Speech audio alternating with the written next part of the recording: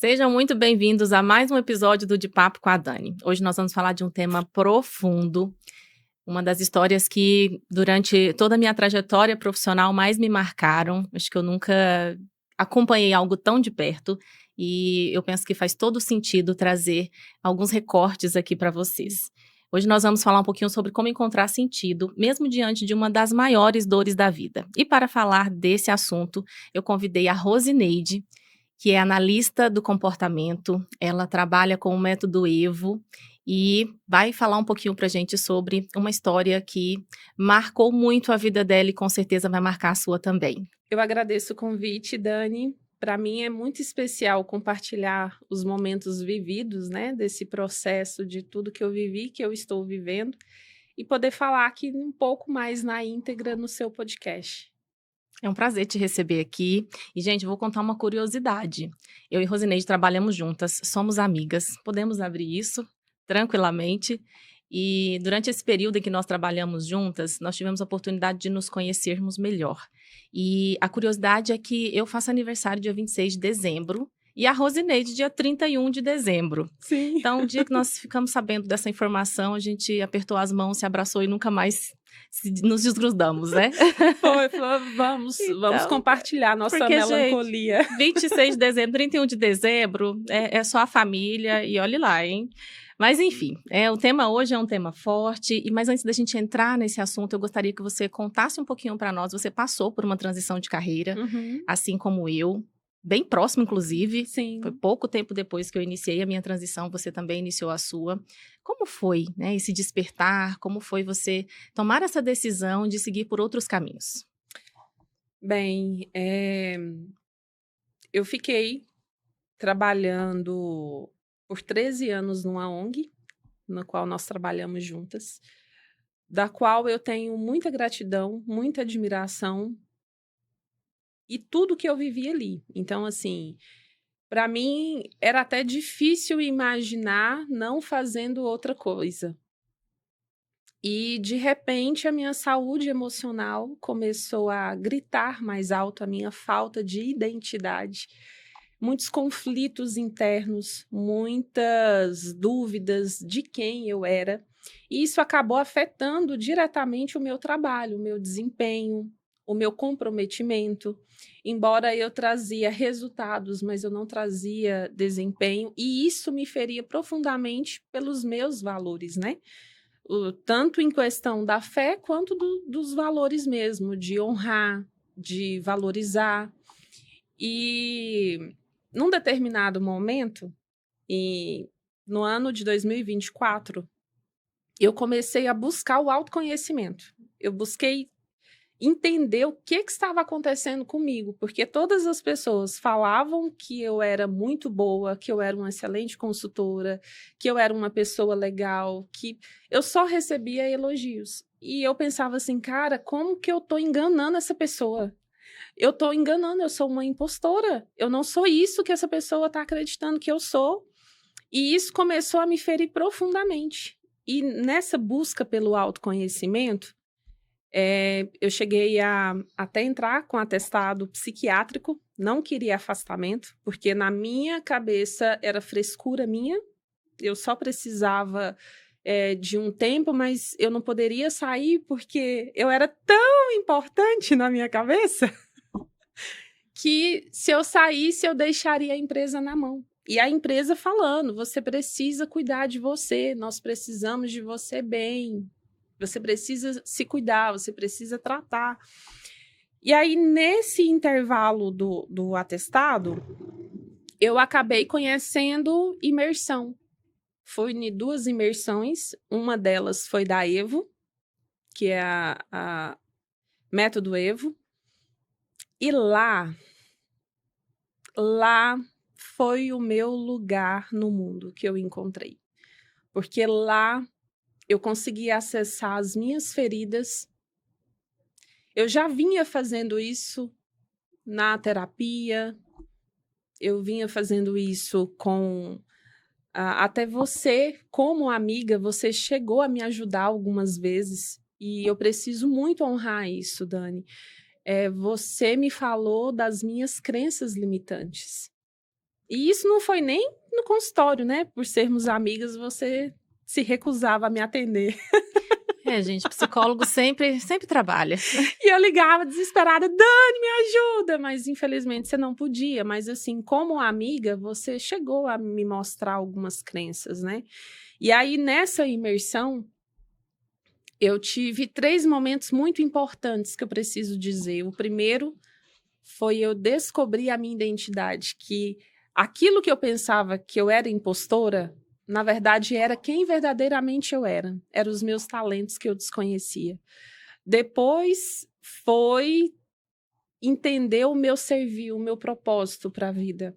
Teve uma dinâmica, um ensaio mental que eu consegui me ver criança, com 6 anos de idade, falando que eu queria ser psicóloga, que eu gostaria de ser do corpo de bombeiro, da parte do resgate, principalmente do resgate em que resgatavam pessoas mortas, pessoas destroçadas. Eu não queria ser do bombeiro para fazer outras coisas, a não ser resgatar já corpos.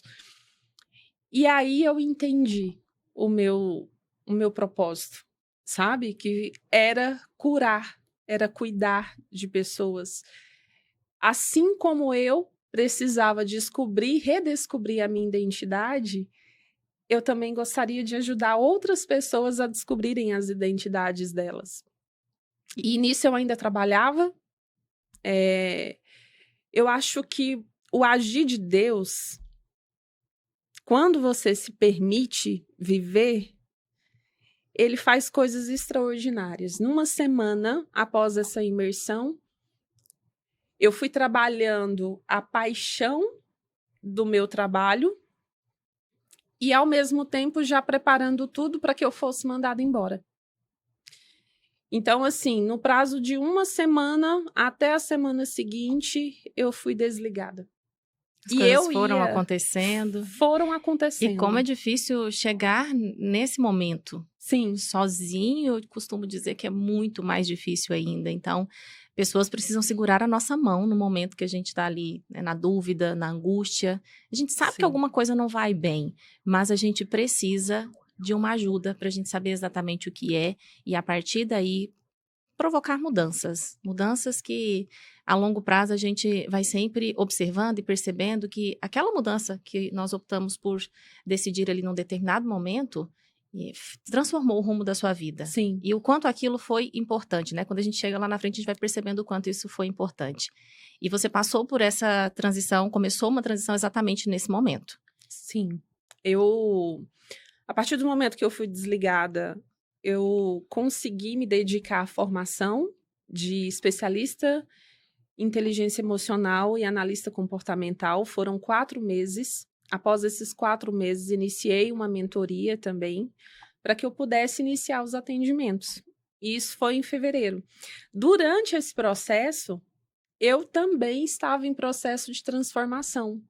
Muitas dores, muitas crenças tinham sido quebradas. Algumas feridas tinham sido saradas, né? Foram cicatrizadas.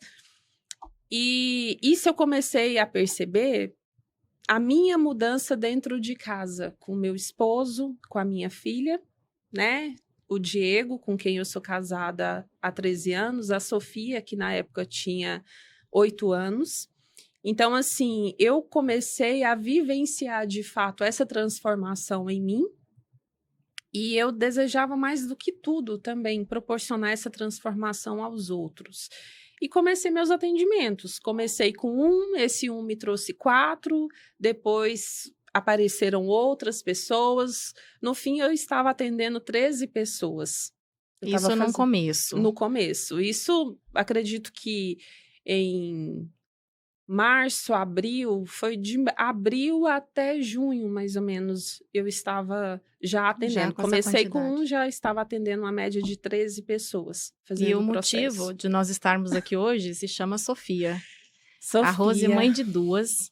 A Esté está com quantos meses, a Esté? A Esté está com 5 meses. 5 meses. E eu gostaria que você falasse um pouquinho sobre a Sofia, porque a transição de carreira veio no momento em que você estava se despertando, Sim. se descobrindo, um momento difícil.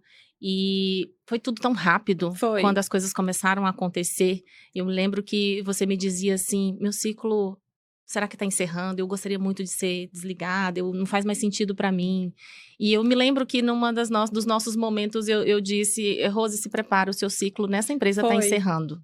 Foi eu não mesmo. sabia de nada, gente, não tinha como, né? A gente não tem bola de cristal. Não. E foi um momento que foi uma conversa inteira falando sobre o possível encerramento de um ciclo, o que aconteceria neste momento, naquele momento, se aquele ciclo se encerrasse. Sim. E logo depois veio aí o seu desligamento e você ficou muito feliz porque você já estava fazendo uma transição, você já tinha iniciado esse autoconhecimento. Sim. E aí depois que inicia essa transição, muita coisa acontece, né? E a Sofia era uma criança incrível. Me conta um pouquinho, conta pra nós aí sobre a Sofia. A Sofia, desde a gravidez, tem um episódio assim que eu sempre lembro, que eu estava sentada com um barrigão gigante, esperando o meu esposo fazer umas compras, que ele estava comprando roupa. E aí passou uma jovem, eu não lembro exatamente o que ela falou. Ela falou assim, essa criança que está no seu ventre, ela é bênção. Satanás vai tentar te distrair, mas ela é bênção. Ela é bênção de Deus na sua vida. Na hora, por eu já ser religiosa, eu sou católica, e eu sempre fui de frequentar a carismática. Então, eu entendia, né, que aquilo poderia acontecer tranquilo e tal. A Sofia nasceu, tive depressão pós-parto. Lá para os 10 meses, graças a Deus, eu fui melhorando, nunca mais eu tive essa depressão. E a Sofia sempre foi uma criança, sempre, assim, eu falo no geral. A Sofia era muito meiga, muito educada, muito gentil, muito obediente, muito inteligente. A Sofia, ela exalava amor. Era natural o jeitinho dela de cativar.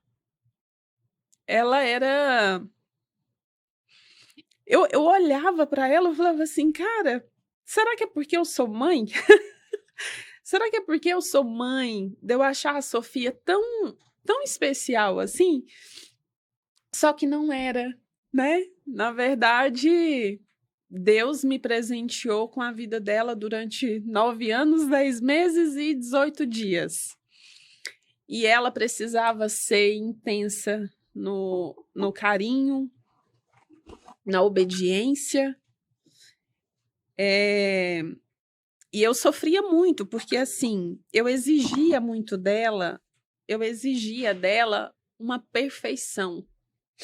Isso me matava, porque desde que ela nasceu, eu e o Diego dávamos muito amor para ela. O tempo todo nós falávamos o quanto ela era amada, o quanto ela era querida, o quanto ela era especial. Você percebia que isso vinha com exigência também? Não. Mas de vocês para ela? Não, mas eu percebia que eu, particularmente, tinha uma certa rivalidade. Às vezes, eu achava muito melancólica. Digamos que 80% era só amor, 20% era exigência e essa certa concorrência. Em que sentido, essa concorrência? Essa concorrência como se fosse duas crianças. Sim. Você tem o que eu não tenho. E isso me incomodava profundamente. Era um dos conflitos que eu tinha. Porque depois que às vezes eu estourava de querer que a Sofia não derramasse nada no chão, que mantivesse a casa organizada, tudo arrumado, ela não podia errar. Era basicamente isso. Eu vejo você falar muito. E você sente saudade desses momentos. Sinto! E muitas vezes existem mães que estão tão preocupadas com a organização, em colocar tudo no lugar, e depois, quando esses filhos crescem, sentem falta disso. Sente falta. Mas quando os filhos crescem, a gente sabe que eles vão voltar para casa. Mas no caso da Sofia, ela fica presente de outras formas. Fica. E eu gostaria que você contasse um pouquinho como foi esse começo, sabe? Porque até aí é uma família que vivia problemas comuns sem nada muito grave acontecendo, todos trabalhando, Sofia estudando, mas a partir daí acontece um fato, Sofia se machuca. E como foi, né, esse primeiro momento, assim, onde vocês perceberam que alguma coisa não ia muito bem? Bom, só antes de falar dessa queda dela, estava tudo indo bem, né? Eu com meus atendimentos, a minha mudança, a minha percepção sobre o meu comportamento com ela.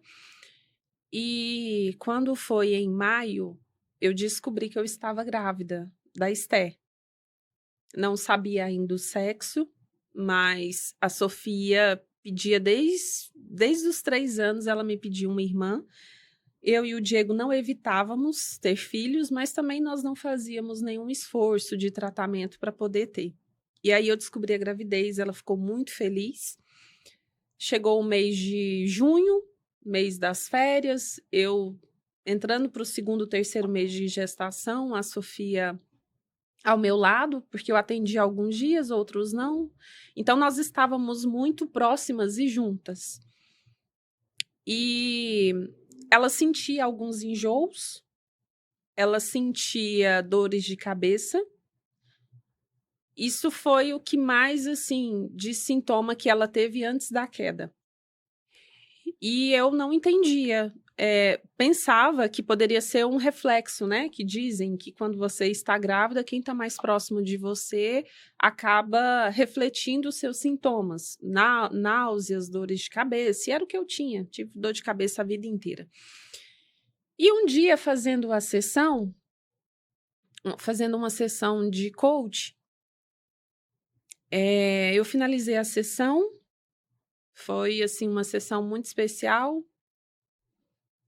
Eu estava me sentindo muito grata aquele dia, muito grata a Deus. Assim, eu senti o amor de Deus de uma tal forma naquele dia. E 2 amigas minhas, casal de amigos, elas chamaram para a gente ir num parque que tem lá em Senador Canedo. E eu falei, vamos, Sofia. Levamos pastéis, cada uma levou uma coisa.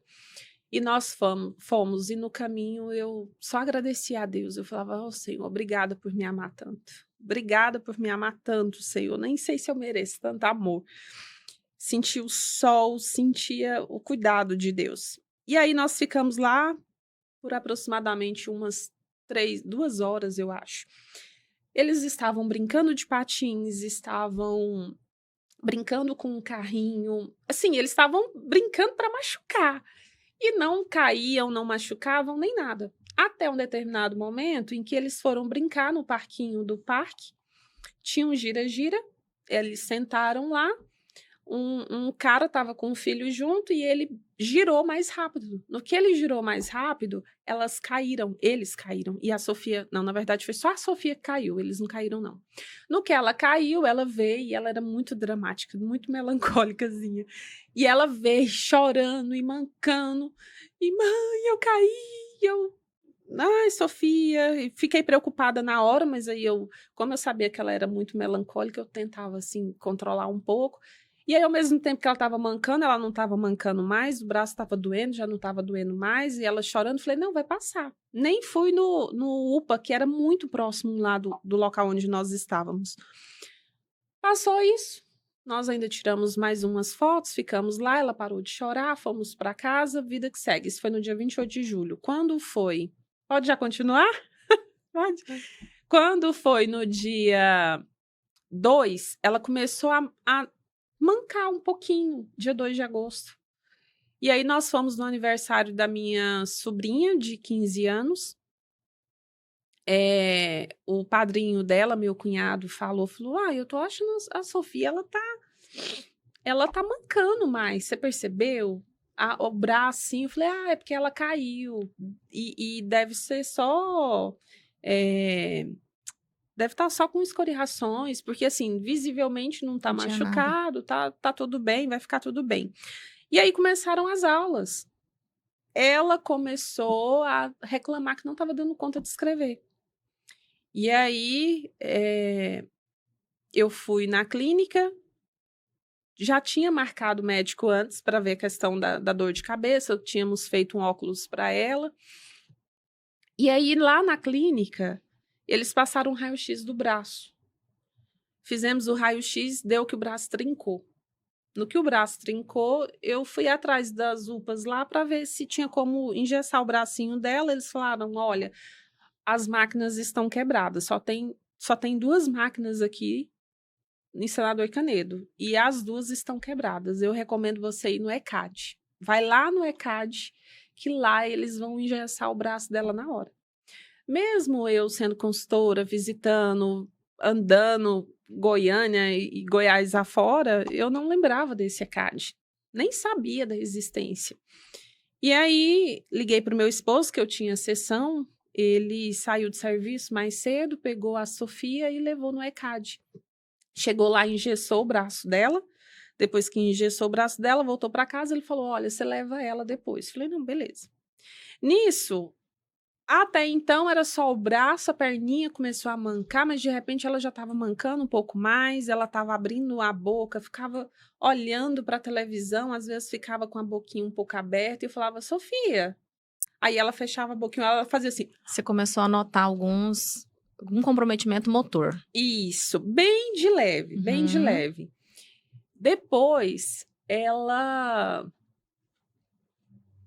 começou a falar, às vezes ela fazia perguntas, assim, era bem sutil. Hoje eu sei que era por conta do câncer, mas antes não sabia. Eu me lembro que você trouxe algumas falas de que a médica queria investigar um pouco mais, porque não era comum ela ter esses comprometimentos, essa queda não justificava esses problemas que ela estava tendo, e eu me lembro que você passou bastante tempo no hospital aguardando por um exame, e quando finalmente sai esse exame, eu estava junto, recebemos uma notícia que não era a que nós esperávamos, não é mesmo? Isso mesmo.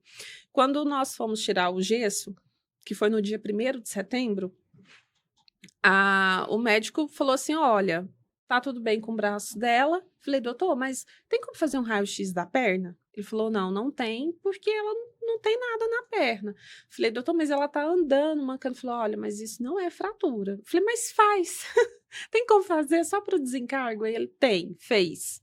Não deu nada. Ele falou, olha, você vai voltar para a emergência e aí você vai esperar para ser atendida. Pode ser que os médicos avaliem, se tiver um neurologista, já vai fazer a avaliação dela. Falei, não, tudo bem. Passei pela emergência do ECAD, aí eles falaram que iria internar a Sofia. Tudo para a Sofia era novidade, porque a Sofia foi uma criança muito saudável, a Sofia não ficava doente, a Sofia não pegava virose. Durante os 13 anos que eu tive plano de saúde, se eu usei 3 vezes com a Sofia, foi muito. Porque ela não ficava doente. Ela tinha um acompanhamento anual com a pediatra, que acompanhava ela desde criança. Mas, assim... Então, para ela era novidade ficar internada, foi novidade estar naquele hospital, que inclusive as instalações, tudo era muito bom, de boa qualidade, os enfermeiros. E aí, no segundo dia, a neurologista chegou. Aí nós pensamos, né, vamos embora agora, porque a neurologista veio, aí a neurologista fez algumas perguntas, e aí eu falei aí ela não falou o que era, mas ela disse assim, olha, vamos fazer uma tomografia, vamos fazer alguns exames para ver como que está. Fez a tomografia, não deu nada, fez os exames de sangue, também não deu nada. Nisso a Sofia estava bem, né, ainda só mancando, uma coisinha ou outra. Mas vocês vão continuar internadas porque nós vamos pedir uma ressonância. Essa ressonância vai ser liberada para fazer lá no Hugo, só que tem que esperar a liberação. Isso foi no dia 2. Aí passou 1 semana, 2 semanas, 3 semanas. Aí na semana do dia 19 saiu o resultado. Que conseguiu o exame para o sábado, lá no Hugo. Aí nós foi eu, o Diego e a Sofia, fizemos a ressonância no sábado. E no domingo, eles falaram que demorariam 3 dias. Só que a ressonância acabou saindo no domingo. E eu, curiosa demais, peguei o resultado. Já estava agoniada, porque tinha 22 dias que eu estava no hospital e eu vendo só minha filha piorando, perdendo os movimentos do braço, da perninha, falando mais assim, eu desesperada, porque assim, embora foi uma vivência que eu falo que foi o agir de Deus ali. Nós convivemos com enfermeiros, com médicos. A Sofia viu crianças doentes, porque eram 2 leitos no quarto onde nós estávamos. Então, ela conheceu 4 crianças, inclusive a última tinha tido estava tendo algumas convulsões. Então, ela presenciou crianças ficando doentes, sendo furadas. E foi tudo muito rápido, né? Foi. Assim que o exame é realizado, ela já é encaminhada para um Isso. hospital de referência. Não precisou Isso. aguardar por uma vaga, nada Não. disso. Eles falavam, sabe? Nós queríamos fazer a ressonância no particular, porque não fazia sentido. 20 dias internada e nada. Uhum. Só que aí as enfermeiras falavam, olha, se você sair, você vai perder. Porque se Voltar for depois é alguma difícil. coisa... Eu falei, mas deixa então a gente fazer no particular. Eu falei, não, mas se Você fizer volta no para uma particular... fila, né, de atendimento. Isso. Então, nós continuávamos lá. No domingo, quando saiu o resultado, eu peguei o chat GPT, joguei no chat GPT o laudo. A Sofia estava do meu lado, nós duas deitadas na cama, eu com barrigão, né? Porque nisso a Esté crescendo. Quando eu li lá, glioma, não sei o quê, tumor cerebral. No tronco cerebral. Dani, eu fiz assim, ó. Eu fiz, literalmente foi como se fosse um apagão. A Sofia do meu lado, eu fiz só assim, ó. Parece que tudo... Acho que naquele momento eu morri. Aí eu voltei, respirei, fiquei sem ar, igual agora que eu fiquei, acho que é porque eu lembrei, né? A gente revive a situação, Revive. revive as emoções também. E aí a Sofia do meu lado, eu olhando a Sofia brincando no celular dela e tal. E eu falei, meu amor, fica aqui que a mamãe vai sair rapidinho agora e eu volto. E aí eu ainda estava anestesiada. Assim, eu não... Para quem nos acompanha, era um tumor no cérebro. Era um tumor, um glioma difuso de alto grau no tronco cerebral. É um tumor agressivo e terminal. Assim, são pouquíssimas chances de sobrevivência, não é possível fazer cirurgia, não é. E aí, quando eu saí, eu liguei para nossa amiga Kelly, primeiro. Eu senti a necessidade de ligar para ela, contei. Depois eu liguei para uma outra amiga, a Jeane, e conversei com a Jeane. E depois eu liguei para uma outra amiga, a Eudene. E aí a Eudene foi até mim, nesse mesmo dia, no domingo. Já era quase 11 horas. Conversamos um pouco, eu consegui chorar. Fiquei sem dormir à noite. Na segunda-feira, a médica confirmou para mim e para o Diego o diagnóstico do tumor no tronco cerebral e nos encaminhou para o Cora. Isso foi na segunda noite, nós já fomos transferidas. Aí lá no Cora fizeram a ressonância para confirmar. Repetiram o exame. Repetiram o exame, por quê? Esse tumor, ele não se espalha pelo corpo, entretanto, ele acaba indo para a coluna cervical. Então, precisava confirmar se ele estava apenas no tronco cerebral ou se ele havia também na coluna. Graças a Deus não tinha. E aí, a partir do dia 25 de setembro, começamos o tratamento com a Sofia, que era apenas corticoide, a radioterapia e a quimioterapia oral. E foi um processo muito difícil, porque a gente começava a estudar um pouquinho sobre o tumor e percebíamos que ele afetava os sentidos, os 5 sentidos. Sim. Visão, fala, né, enfim. Uhum. E quando a Sofia começa o tratamento, você tinha muita fé. Sim. Rosa é uma pessoa de muita fé. E geralmente nesses momentos as pessoas se revoltam. E a Rosa se mantinha firme. Em muitos momentos eu ficava sempre muito impressionada, porque para quem é mãe, se colocar no lugar desse, a gente sofre junto, porque a gente não se imagina. É uma dor que a gente nem imagina passar.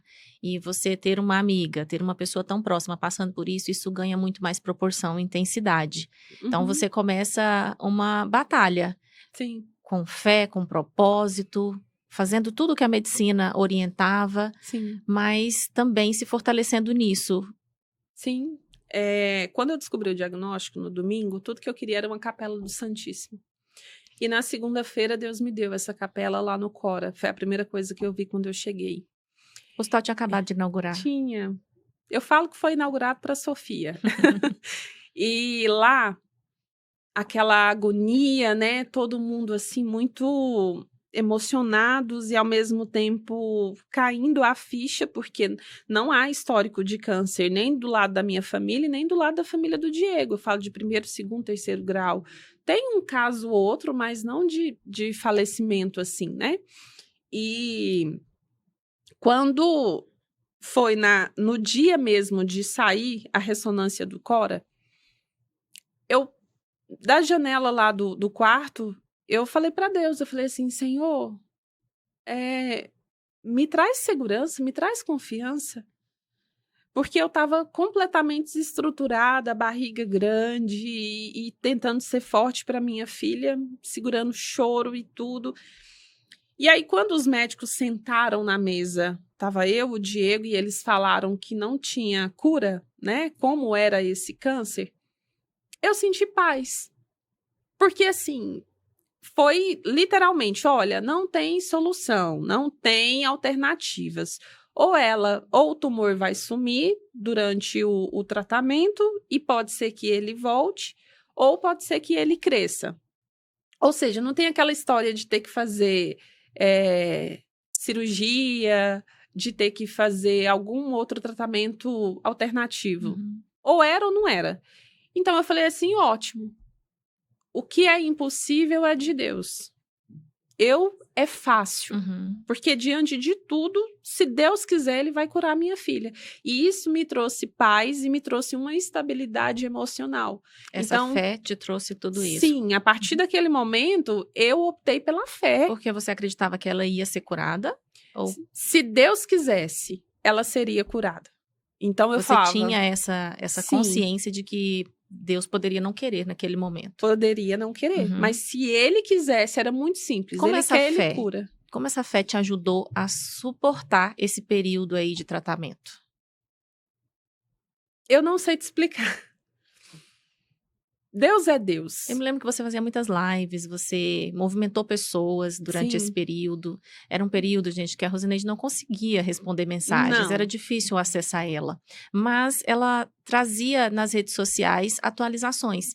Então, muitas pessoas começaram a acompanhar e começaram a ajudar. Foi todo um movimento muito em função daquilo que você conseguiu trazer. Sim. E esse movimento de pessoas fez com que você conseguisse ajudar outras pessoas também, porque quando você está num hospital com tantos casos oncológicos, muitas vezes você acaba sendo suporte para outras pessoas. Uhum. Então, é um momento que eu penso assim, que parece que quando a gente está numa situação como essa, a gente percebe que nós não precisamos de tanto para sobreviver. Sim. E que, às vezes, o propósito que você tem hoje de transformar pessoas, talvez seja muito fortalecido por esse momento que você viveu, porque foi o momento em que você entrou em contato, não só com o seu sofrimento, e ainda entra, mas também com o sofrimento de muitas pessoas. E a fé foi um fator muito importante para você nesse período. Em nenhum momento você se revoltou e disse assim, Deus não existe, não quero mais acreditar nisso. Não. Na verdade, a partir do momento do diagnóstico, eu me abandonei inteiramente a Deus. Porque o que passava na minha cabeça? Eu tenho duas escolhas. Ou eu vou me revoltar, ou eu vou confiar no que Ele tem para mim. E assim, já confiando já era difícil, então revoltando, coitada de mim. A gente precisa se apegar, né? Precisa se apegar. E de fato, Deus é Deus. Ele não precisa provar nada para mim, ele não precisa provar nada para você. Que Ele faz, só basta Ele querer fazer. Então, por mais que eu sabia que a minha filha teria os dias contados, que eu não quis ir atrás, eu não quis... Saber quanto tempo, nada disso. Não. Eu só ficava assim, se for para curar, ele vai curar ela e pronto. Ele vai curar e pronto. Pronto. E foi tanto que a Sofia, ela não passou por um processo mais invasivo. Não. Ela precisou ser acompanhada, passou por todo o processo paliativo, tem toda uma equipe, uma estrutura em casos assim, e ela não passou por um processo invasivo. Não, o único que teve, acabou foi sendo uma sonda, mas que durou umas 2 semanas, logo saiu. O que eu vi durante esse tratamento, Dani? Eu vi a misericórdia de Deus o tempo todo. Eu vi a misericórdia de Deus o tempo todo. A Sofia, ela deu uma piorada em setembro, enquanto nós estávamos internadas. Em outubro, ela deu uma melhorada. Então, ela conseguiu até andar melhor, mexer a mãozinha melhor, falar melhor. Por conta do corticoide, ela estava comendo muito, comia bastante. E sentir dores, ela começou a sentir em dezembro, porque ela já estava bastante inchada.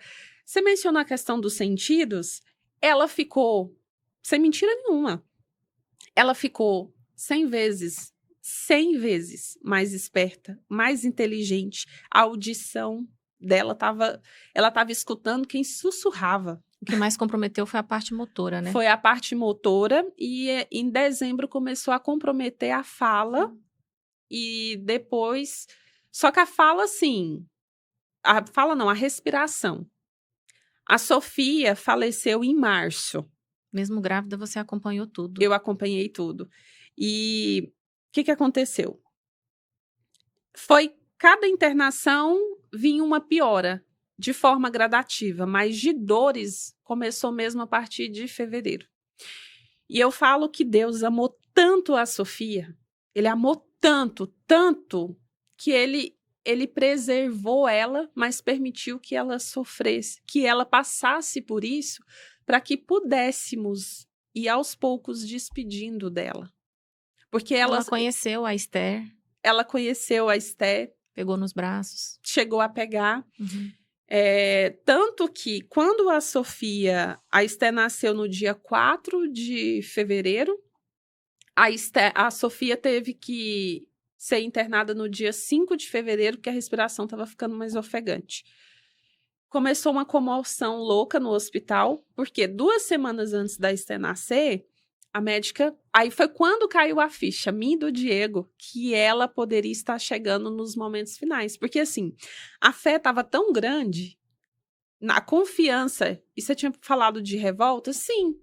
Quando ela começou a piorar, eu falava assim, Senhor, se eu precisa mesmo fazer isso com a Sofia?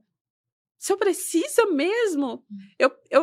Porque doía, assim, ó, era uma dor insuportável ver a minha filha. Ai, na hora de sentar, levantar, e o Diego que segurava tudo nas madrugadas, né? Pondo, levantando, deitando. Minha irmã também foi para casa a partir de dezembro. Minha mãe estava ajudando durante todo o processo, desde da radioterapia.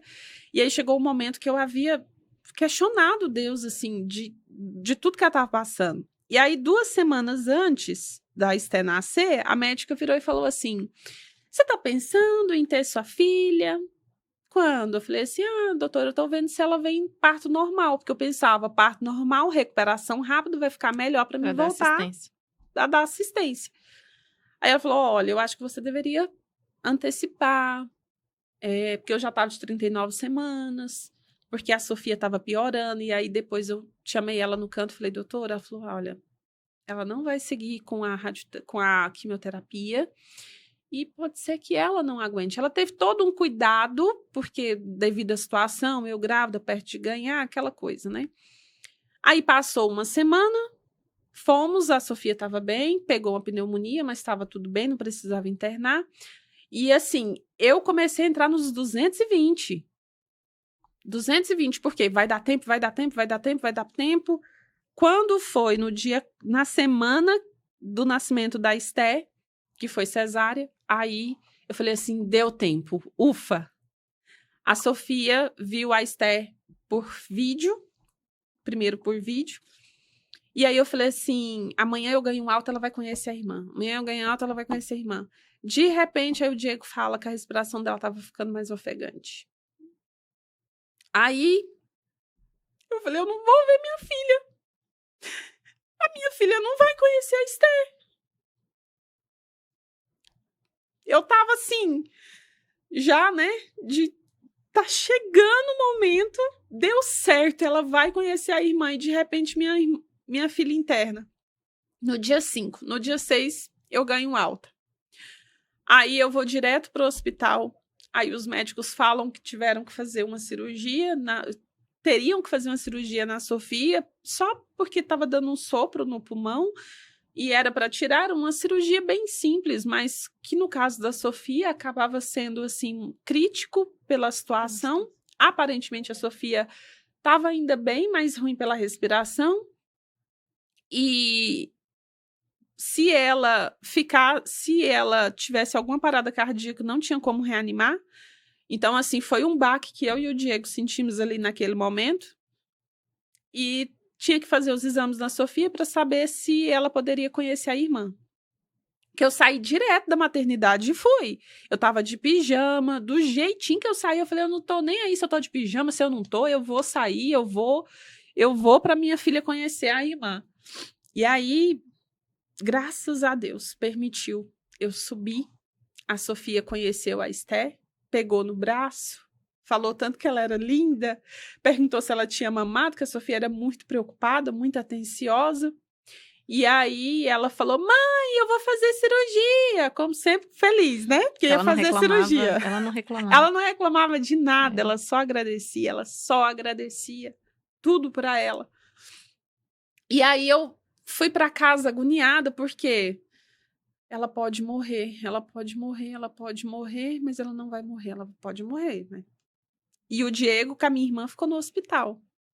E os médicos falando, porque aí eles tinham que ser realistas, né? Falar, olha, pode ser que ela morra a qualquer momento. Cheguei em casa, eu agoniada com aquele corte, sem poder mexer muito meu corpo. Coloquei a Esté, porque recém-nascido, só mama e dorme. Coloquei para dormir, mal conseguia sentar. Falei assim, Senhor, essa agonia que eu não tô sabendo como lidar. Eu não tô encontrando espaço no mundo para mim suportar o que eu tô sentindo. Eu vou dormir, Senhor. Eu vou descansar nos teus braços e vou dormir. E o Senhor cuida da minha filha, cuida do meu esposo, da minha irmã, cuida dos meus, porque eu vou descansar. Eu literalmente descansei em Deus. Acordei, fez a cirurgia, estava tudo bem, falei, glória a Deus, deu certo. Aí, quando foi na sexta-feira, eu passando mal assim, dor aqui e tal. De repente, umas amigas foram lá em casa, medir minha pressão 25. Tava 25.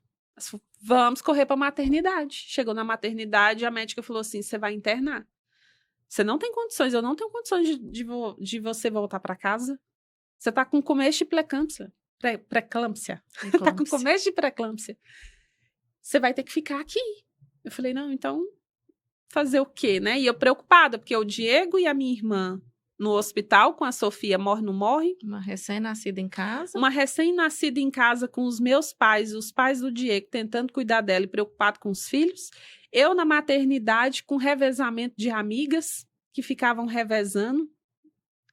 E aí eu tive que tomar sulfato de magnésio na veia, colocaram uma sonda, né, na minha bexiga, colocaram um monte de furos em mim e a pressão não abaixava. Por fim, tiveram que injetar... eles tinham que fazer resgate, doses de resgate, porque a pressão não baixava. Passou segunda, passou terça, passou quarta, e o Diego me falando, né? Todo dia ele ia embora achando que a Sofia não ia sobreviver. E nisso, eu agoniada também passei aí na pracinha do hospital e ficava todo dia conversando com Deus. E aí teve um momento que foi num domingo que eu peguei e entendi a minha internação, porque eu fiquei um pouco revoltada com Deus. Uhum. Eu falei, Senhor, agora, logo agora, o Senhor faz a minha filha ficar desse jeito? Por que o Senhor não esperou eu voltar para casa, Senhor? E aí eu entendi, porque eu, diante daquele corte, sem poder me mexer muito, porque o emocional, né, vinha segurando há muito tempo, e toda cheia de furos, de trem. E eu falei, tá tão difícil para mim. E eu consegui sentir na pele o que a minha filha passava em cada internação. E aí eu entendi que eu precisava me desprender do meu egoísmo. Porque eu falava para Deus assim, Senhor, seja feita a tua vontade, mas a minha é que ela seja curada. Se o Senhor quer que ela seja curada, que seja, mas se não quer, eu aceito. Só que, na prática, Não aceito. eu não estava aceitando. Para mim, só servia se ela fosse curada. Cada vez que eu via ela debilitando mais, eu falava assim, Senhor, cura agora, cura, Senhor, cura. Só que era a cura espiritual, né? Não era a cura física. E aí, nessa minha internação, eu percebi. E eu entreguei para Deus lá na maternidade. Eu falei, Senhor, eu te entrego a minha filha. Foi a primeira vez que eu consegui falar. Se o Senhor A gente entra no pretende... processo de aceitação. Sim. De entender que não temos poder sobre aquilo. Não. Mas eu me apeguei tanta fé que eu acreditava que ela ia ser curada de amanhecer restaurada, entendeu? Igual era na época de Jesus aqui na Terra. E aí, quando eu falei para ele, eu falei assim, mesmo que ela tenha que partir, cura ela, acaba com o sofrimento dela. E a partir daí eu comecei a fazer essas orações. E aí eu pedi para ele, eu falei, mas se o senhor puder, só se tiver como. Porque se eu pode, mas se eu quiser, melhora a minha filha só para ela voltar para casa e conviver alguns dias com a minha Esté. Porque o senhor me deu 2 filhas. Eu desejo cuidar de 2 filhas. Eu quero cuidar, Senhor. O senhor me deu 2. O senhor não vai deixar eu cuidar das minhas filhas? E aí ele pegou. A Sofia foi melhorando na maternidade. E na maternidade não, no hospital. E aí, numa quinta-feira, toda hora vinha enfermeiro, vinha médico, já estava aquela comoção. As enfermeiras, quando vinha medir minha pressão, já torcendo para dar abaixo de 16, porque senão tinha que vir com resgate. Aí deu baixo. Não, aí continuava alta. Aí chamou o diretor do hospital. Aí o diretor chegou. Era engraçado.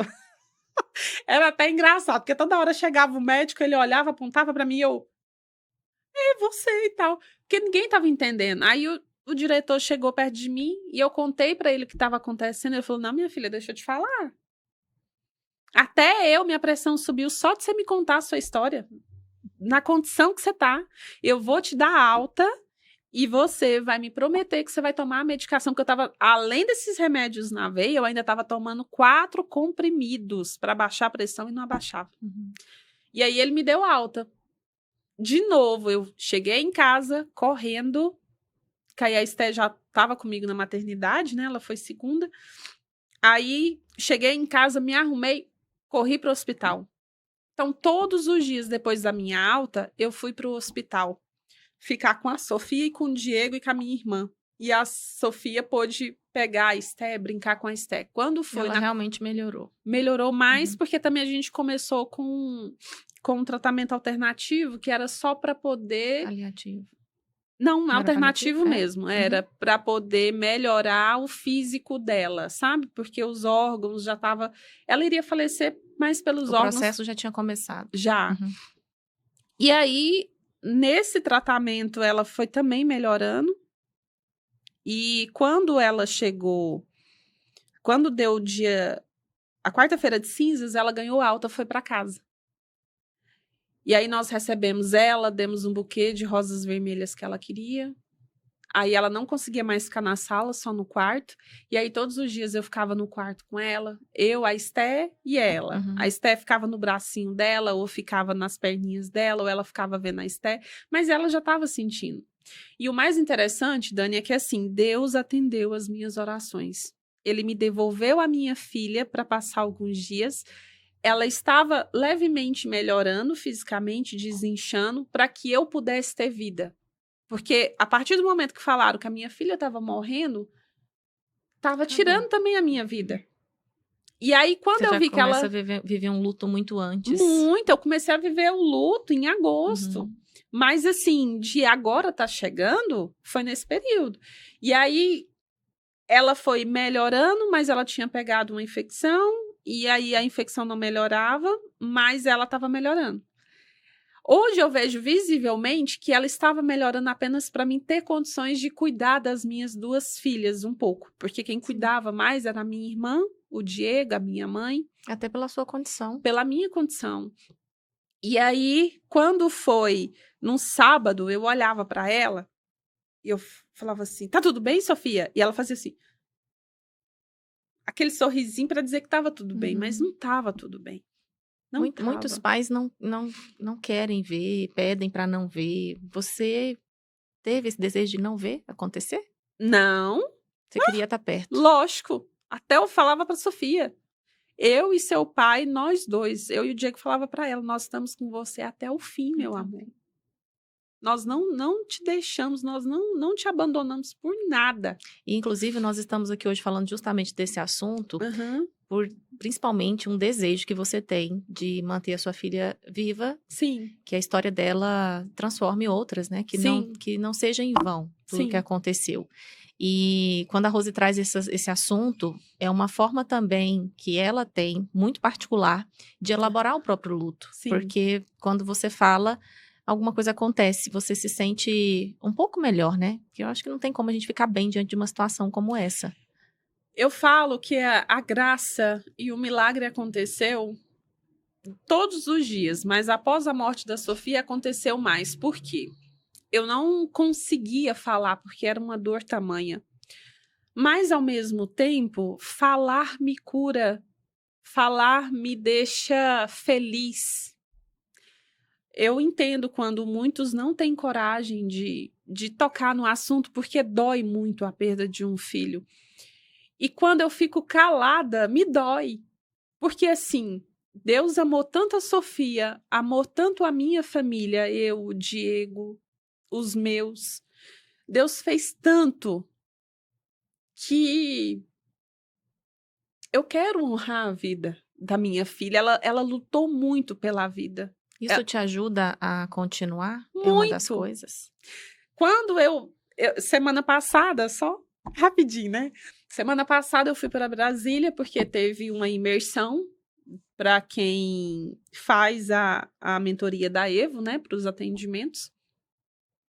E aí, num determinado momento, eu estava normal. Mas aí, num determinado momento, eu acabei compartilhando um pouco sobre o meu luto e contando a história. Eu percebi, isso foi no mesmo dia para 2 pessoas. Eu estava elétrica. Eu estava assim, ó, bem influente mesmo. Falar te regula. Eu estava muito feliz. Eu acho que eu estava em flow depois que eu falei sobre a Sofia. Então, eu entendo quando as pessoas ficam com receio de falar comigo. Às vezes as pessoas acabam chamando a Esté de Sofia e falam... Eu falei, não, gente. As pessoas não sabem o que fazer diante de uma situação.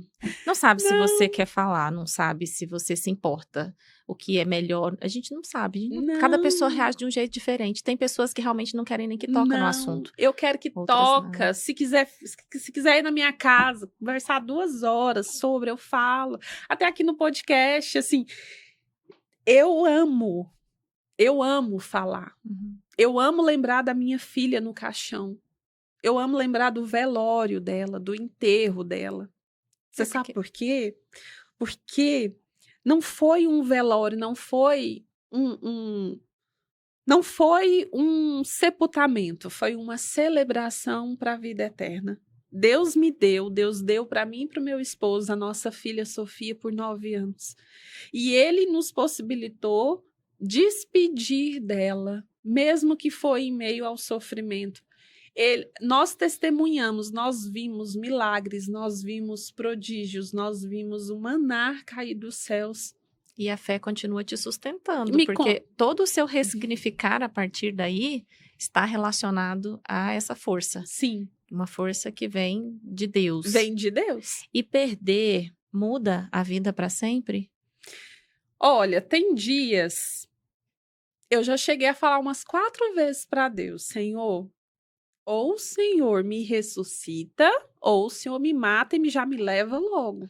Porque se for para viver dessa forma, eu não vou dar conta. Porque é uma dor insuportável.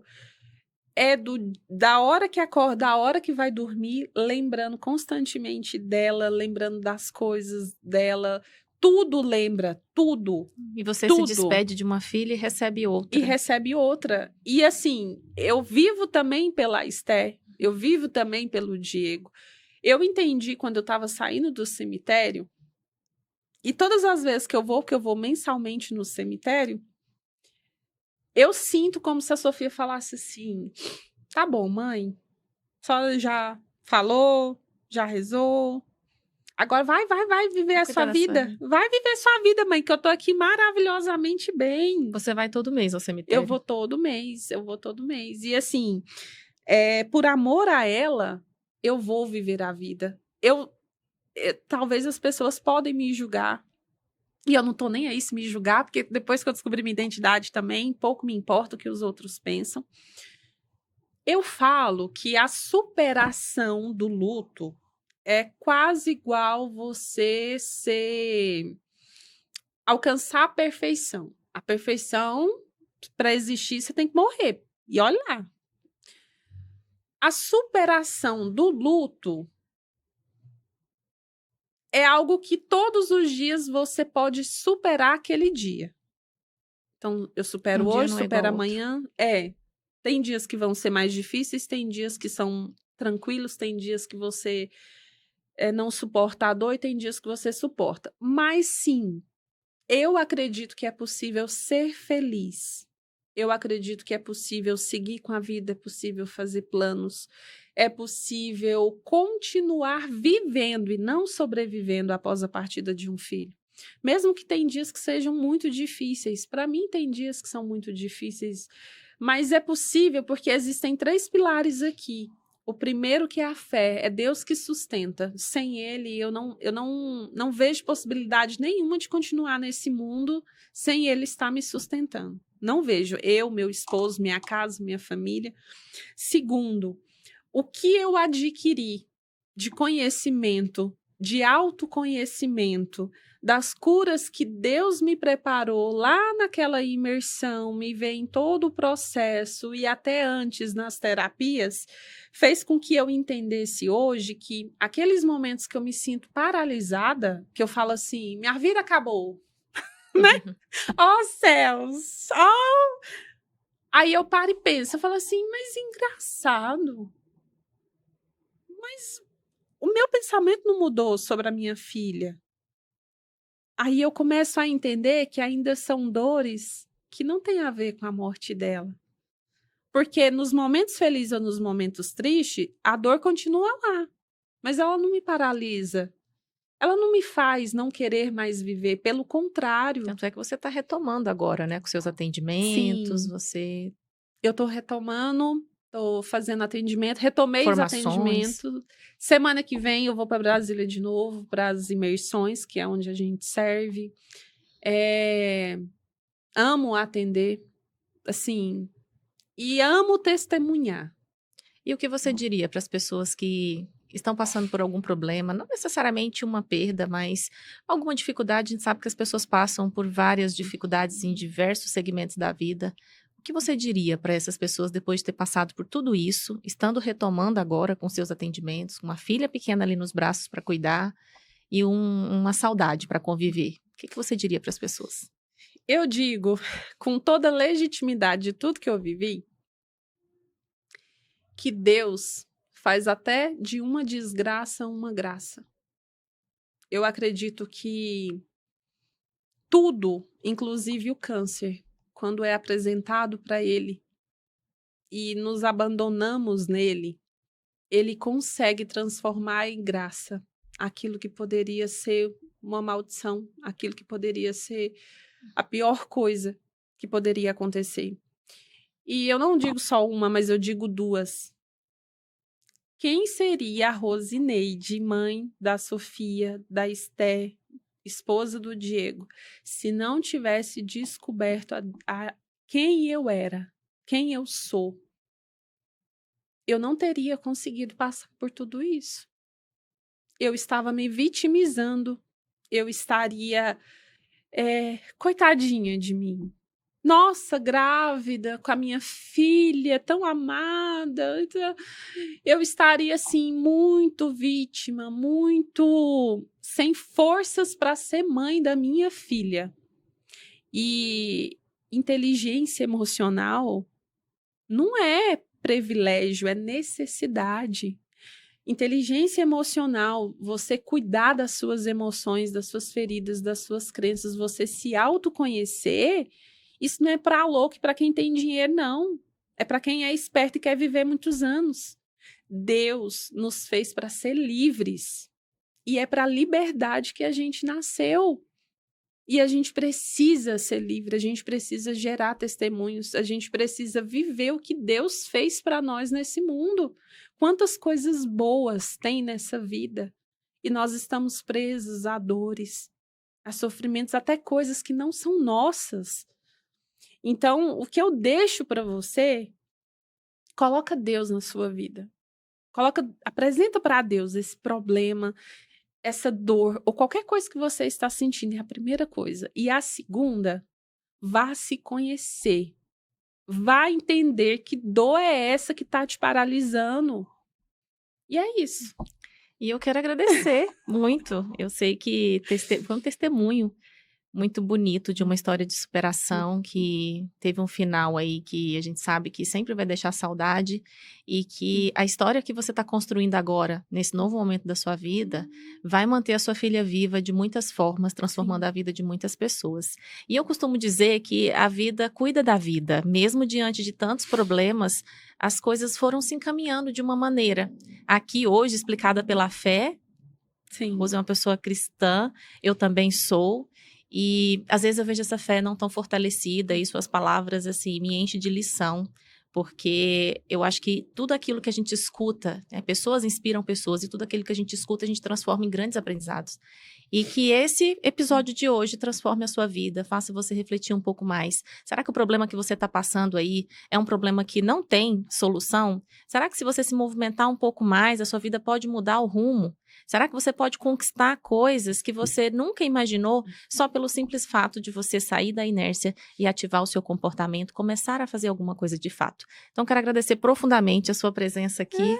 Obrigada, viu, por ter escolhido esse lugar para falar de uma história que eu sei que ainda dói muito em você, dói em mim, e com certeza vai doer no coração de quem está nos assistindo, porque não tem como escutar a sua história e não se emocionar. E para mim é um privilégio poder falar um pouco mais para você, Dani. Obrigada. Para você. Eu amo a sua vida. Obrigada. Viu? E até o próximo episódio.